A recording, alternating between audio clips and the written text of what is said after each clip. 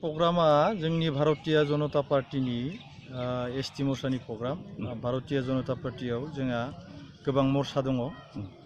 दा 8था मोर्चानि बिथोराव बे एसटि मोर्चायाबो मोनसे बाहागो आरो बेखौ माने जेतिया गोदान सेसन जायो जोंहा गोदान माने टार्मनि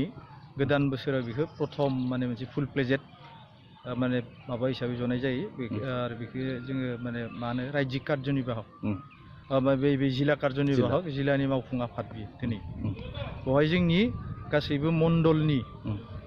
माने अफिस बेरारफोर आरो जोंनि एसटि मोर्चानि जिल्लानि अफिस बेरारफोरा बे मिटिङाव बाहागो लागोन आरो जोंहा जिमान माने मोर्चा दं बे मोर्चानि जिल्लानि आफादगिरिफोराबो बाहागो लागोन आरो मेइन कमिटिनि जिखिनि जोंहा बिबानगिरि दं आफादगिरिजों लोगोसे जिहेतुके रायजोआव एजिपि बिपिएफ आरो बिजेपि जितु एलायन्स दङ बे हिसाबै फैगौ जितु बिटिसिनि ब्रैथि बिसायख'थि बहायबो एजिपि बिजेपि बा बिपिएफआ एलायन्स थागोन नामा ना थानाय नङा? दिनैसिमबो बिटिसि बिसायख'थिखौ लानानै जोंनि एलायन्सनि खोथाया फैयाखै। बेवहाय जोङो गाव हिसाबैनो बिजेपि हिसाबैनो जोङो बिसायख'थिखौ खालामगोन खारन बियो लकेल इलेक्सनाव बिदि एलायन्सनि हाबाफारि गैया। थांनाय पन्सायत इलेक्सनावबो बिदिनो जोंनि जि माने स्टेटआव जि एलायन्स बे एलायन्सआ खिन्थु जोंनि पन्सायत इलेक्सनाव माने एलायन्स जायाखैमोन बेखौ जों गावबा गावैनो नांदोंमोन आरो बिटिसि बिसायख'थियावबो जोङो स्टेटनि बे एलायन्सखौ जोङो माने बहाय माने बियो मा खालामनाय नङा बहाय जोङो बाहायनाय नङा निजा बबेहाय जोङो बिटिसि इलेक्सनखौ गेलेगोन।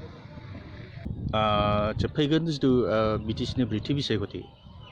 बे ब्रैथि बिसायख'थियाव बिटिसिखौ सोर दखल खालामगोन होननानै नोंथांमोना सानो? बिटिसिखौ सोर दखल खालामगोन बे खोथाखौ आं थोंजोङै बुङा खिन्थु जोङो 22था सिटआव भारतीय जनता पार्टीया एबार गोख्रोङै जोङो माने बेवहाय माने इलेक्सनखौ जोङो बाहागो लागोन आरो जों आसा खालामो जे जोङो 22था सिटनि गेजेराव बेवहाय जोंनो माने सरकार दानो थाखाय जिखिनि माने जोंनो संख्या नांगोन बै संख्याखौ जोङो 22था सिटनिफ्रायनो जोङो लाबोगोन खारन जोङो बेवहाय 40नि गेजेराव 40 होआखै बिनि थाखायनो बेवहाय जोङो दलीय भाबै जोङो माने बेखौ गोबां बार जोङो माने एग्जामिन खालामदों